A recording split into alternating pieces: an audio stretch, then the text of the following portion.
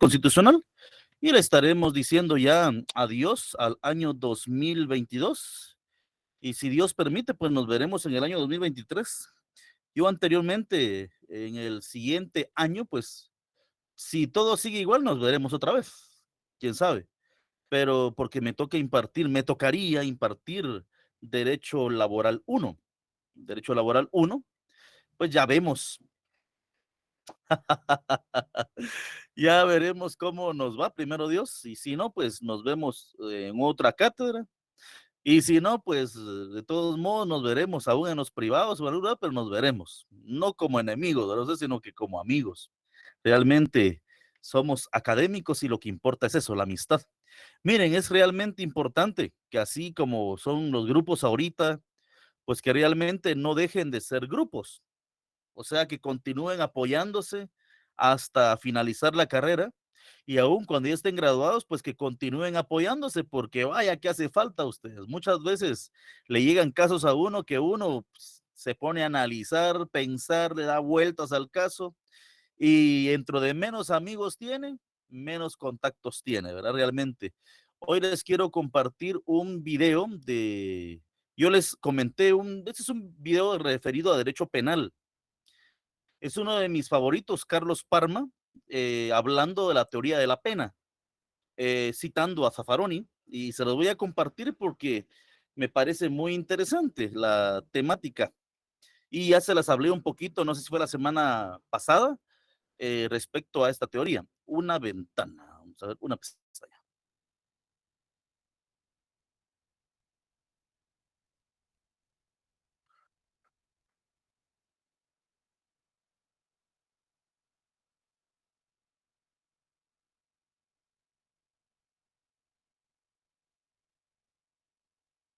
Ahorita se los comparto.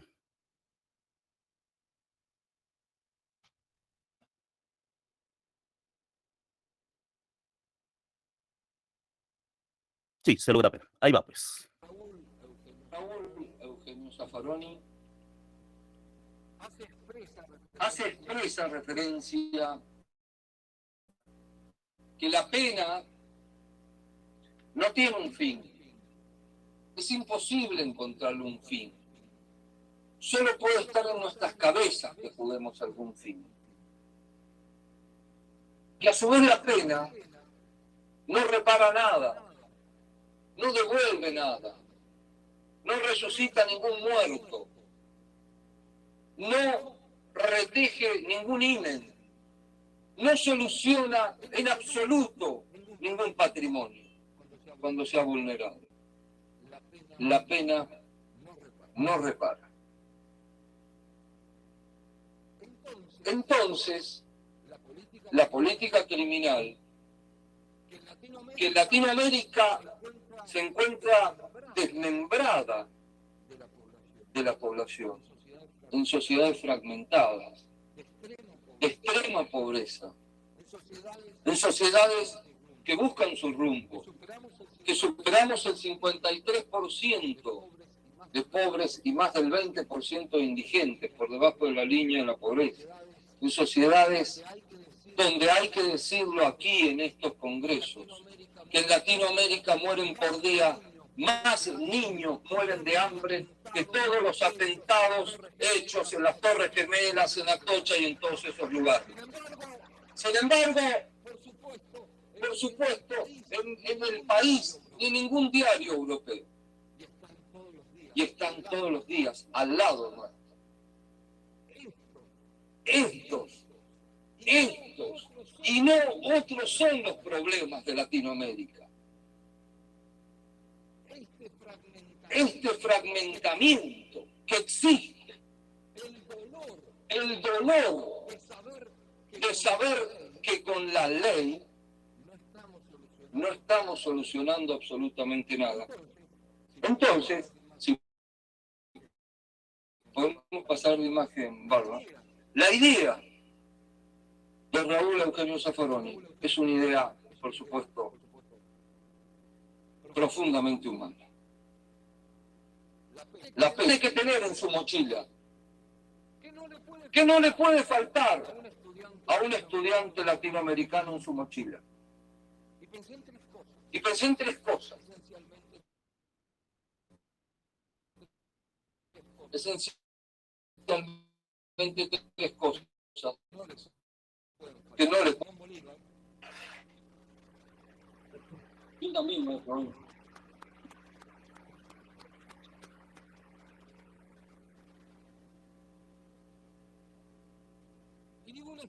Y digo una estampita de Simón Bolívar para que lo libre de todo mal, sobre todo el presidente de Estados Unidos, convengamos.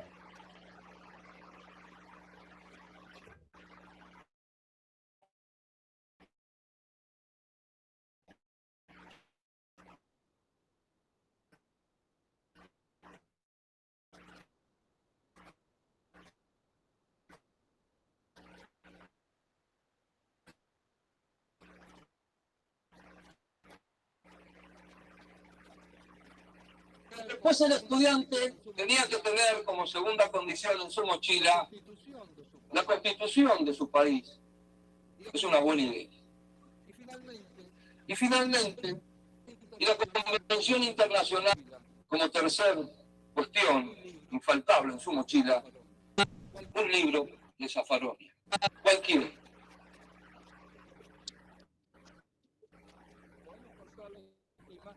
Propone más conductas prohibidas, más penas, que nos van a tener más cárcel, más impuestos, más desocupación, más delincuencia, más reclamo social, más conductas prohibidas, más penas, más. Un feedback que no termina más. ¿No se ha pensado, acaso, que todo esto no sirve? Se lo ve necesario, pero sabemos que no sirve. ¿Sabrán los políticos, acaso, que esto no sirve?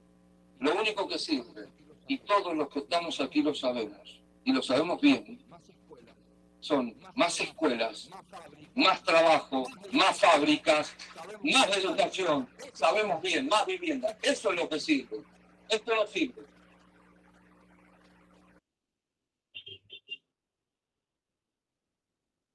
Esa fue una pequeña conferencia, bueno, una conferencia enorme, pero acortada, de Carlos Parma citando a Raúl Eugenio Zaffaroni y habla de la teoría de la pena, ¿verdad? Realmente de lo que se pretende con la pena. Pues le encuentro mucha razón a lo que él argumenta, aunque sé claramente que nosotros buscamos cuando estamos heridos la venganza del Estado, o sea, que el Estado castigue, no vamos buscando cuando nosotros somos los que hemos sido vulnerados en nuestros derechos, buscamos, nunca vamos a buscar que el Estado vaya a tratar de reeducar al delincuente, ¿no? Lo que buscamos es que si le pueden aplicar la pena de muerte, que se la apliquen. Entonces, cuando escuchamos de esa manera, la pena, según él, no tiene un objetivo fundamental más que el del castigar. Indica, ¿verdad? Realmente que lo que debe de aplicarse es una modificación de la visión de las cosas. ¿Por qué? Porque si nosotros educamos al niño muy efectivamente, esta persona no va a incurrir en ser un delincuente. Miren, señores, realmente muchos de nosotros tildamos ¿qué les puedo decir? De corrupción. Nos quejamos de la corrupción que existe en el Estado, en el gobierno. Y realmente es bastante interesante. ¿Por qué? Porque hay que hacer un autoanálisis de por qué votó usted directamente, por ejemplo, por el candidato de su municipio. Y me dice si fue fundamentado de forma corrupta o no. Entonces, y miren ustedes, usted me puede decir si usted incurre en corrupción o no incurre en corrupción. ¿Cuándo puede decírmelo? Mire, usted está del otro lado de esta computadora. Muchos se meten a la clase, la abandonan, después se ponen a medio estudiar. Están incumpliendo con un objetivo, con una situación que deben de cumplir. Si de alguna manera nosotros los catedráticos aplicáramos lo que dice el reglamento, por lo menos un 40% de estudiantes no tendrían derecho a examen. No tenían derecho a examen. ¿Por qué razón? Porque, pues, obviamente, no están en la clase. Y así, miren, ustedes me podrán escribir que sí están en asistencia y todo eso, pero el informe me dice que no están en clases. Pero bueno, dejemos eso. Peor aún, cuando usted hace su examen en cualquier cátedra, ¿usted contesta con lo que tiene aquí o está usando medios alternativos? Por ejemplo, hablando de, vamos a googlearlo, vamos a buscar información, agarramos el libro, como no me está viendo el catedrático, como no es, pero me estoy viendo yo, que es suficiente. Pero voy a perder, pero es mejor perder honestamente que ganar de forma fraudulenta. ¿Por qué razón? Porque eso es corrupción. Pero somos buenos para poder ver en los demás los problemas y no ver en nosotros mismos esa situación. Es lo que decía Carlos Parma. Estamos en un círculo vicioso. Muchas veces vamos a votar por una persona porque es mi amigo, no porque sea bueno, es porque es mi amigo. No votamos por alguien porque es mi enemigo. ¿Por qué? Pero si es el único que puede cambiar el municipio, siempre es mi enemigo, no voto por él. Porque pagaron por mi voto, porque me llevaron a pasear, o sea, increíble. Realmente yo he llegado a una conclusión que no es directamente el político el corrupto, es una población que conoce, el político conoce cuál es la debilidad de nuestro pueblo y lo único que hace es invertir en esas áreas.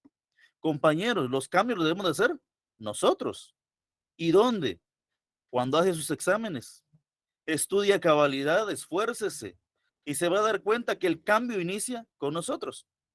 Pero bueno, vamos a continuar. Les dejé un trabajo la semana pasada, no, es broma, no les dejé ni un trabajo, sino que estuvimos hablando en su momento de un análisis comparado de constituciones entre la Constitución Política de la República de El Salvador y la Constitución Política de la República de Guatemala.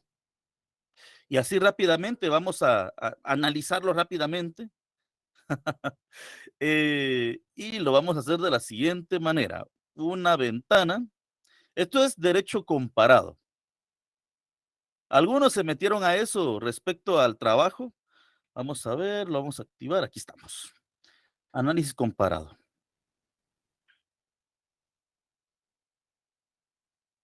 Una ventana. Aquí estamos. Compartir. Hemos estado hablando siempre, pues, del derecho constitucional y el derecho procesal constitucional.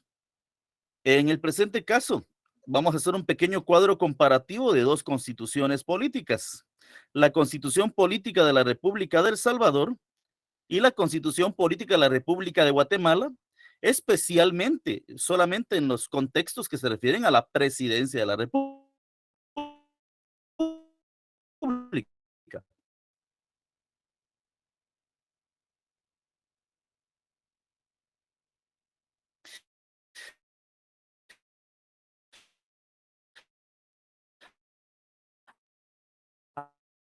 Aquí tenemos nosotros la Constitución Política de la República de El Salvador del lado izquierdo y del lado derecho tenemos la Constitución Política de la República de Guatemala. No sé si logran ver completo la imagen.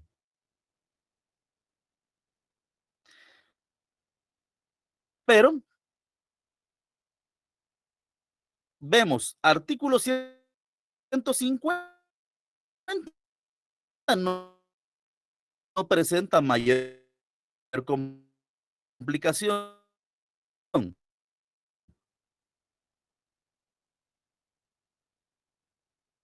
Por favor, esto hay que hacerlo bien, analizando bien los artículos. Ahí dice 150, el presidente y el vicepresidente de la República, los ministros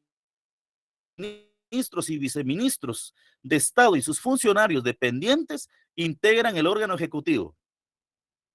Si nosotros nos vamos a nuestra Constitución, artículo 182, Presidencia de la República, integración del organismo ejecutivo. El presidente de la República es el jefe del Estado de Guatemala y ejerce las funciones de organismo ejecutivo por mando del pueblo.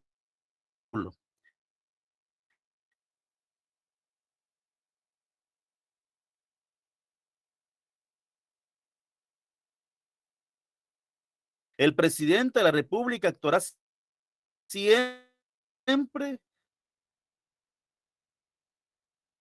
con los ministros en consejo. El comandante general del ejército representa la unidad nacional y deberá velar por los intereses de toda la población de la República. El presidente de la República, juntamente con los ministros, viceministros y demás funcionarios dependientes, integran el organismo ejecutivo y tienen vedado favorecer a partido político alguno.